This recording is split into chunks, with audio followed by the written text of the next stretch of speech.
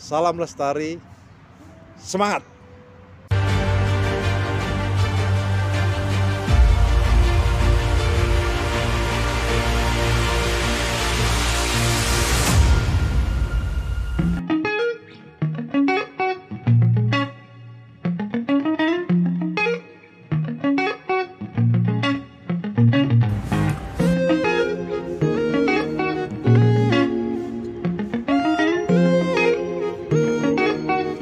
Selamat pagi, semangat pagi, salam lestari, sahabat semuanya.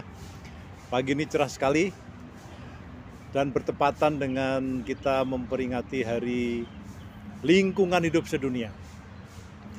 Yang 50 tahun kita lakukan peringatan ini, yang memberikan semangat khususnya bagi pembangunan lingkungan, khususnya lingkungan di masyarakat, lingkungan di dunia, pelestarian lingkungan. Dan bagi hukum, ini adalah momen awal berkembangnya hukum lingkungan sejak lahirnya konvensi PBB yang diselenggarakan di Stockholm 5 Juni sampai 16 Juni 1972 yang diikuti oleh 113 negara dan beberapa negara sebagai partisipan, yang menghasilkan preambul dan beberapa asas-asas rekomendasi yang sampai sekarang terasa masih relevan untuk menjadi bagian dari pembangunan lingkungan hidup manusia. Dan lebih khusus diikuti dengan lahirnya WCS, World Conservation Strategy, yang ada 3 pilar dasar, yaitu perlindungan sistem penyangga kehidupan, pengawetan keanekaragaman jenis tumbuhan dan satwa liar, serta pemanfaatan secara lestari. 3 pilar dasar ini adalah menjadi juga roh daripada lahirnya Undang-Undang Konservasi Sumber Daya Alam Hayati dan Ekosistemnya di Indonesia, yaitu Undang-Undang 5 tahun 1990.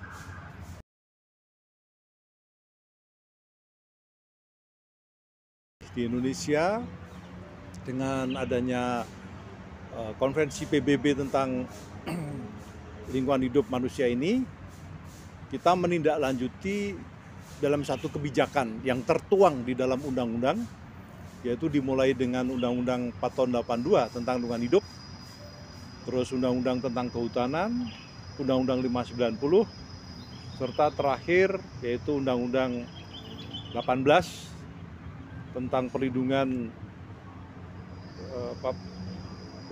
keamanan hayati, karena kita meratifikasi Undang-Undang CBD tahun 1994. Dan terakhir yaitu lahirnya Undang-Undang Cipta Kerja. Kondisi-kondisi kita dalam implementasinya terjadi kesenjangan antara dasen dan dasolen. Terjadi kesenjangan apa yang ada di dalam aturan dan dalam implementasinya.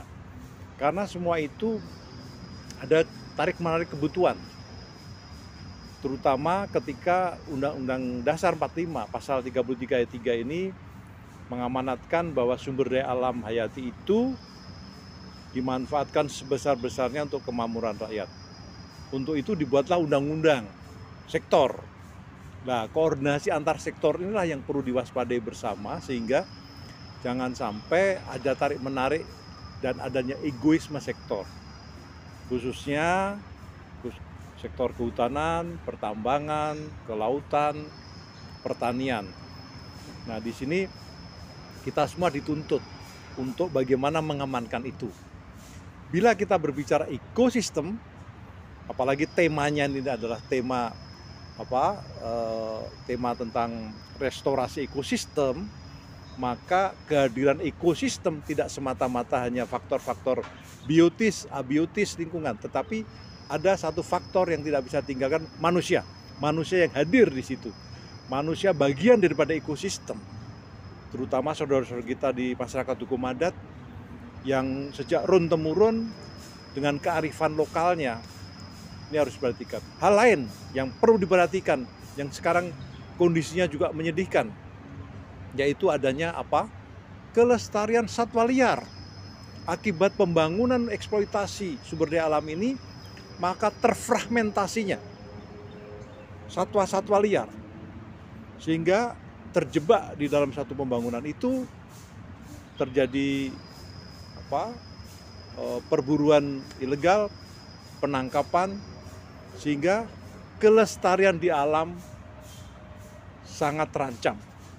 Disinilah perlu hadirnya negara bagaimana melestarikan satwa liar yang merupakan bagian ekosistem yang harus dipertahankan, juga termasuk tumbuhan-tumbuhan liar yang bermanfaat, yang dilindungi, yang secara tradisional nenek moyang kita memberikan contoh, memberikan pelajaran, memberikan teladan bagaimana tumbuhan-tumbuhan liar itu ternyata mempunyai peran penting di dalam kesehatan, yang sekarang belum banyak penelitian untuk itu.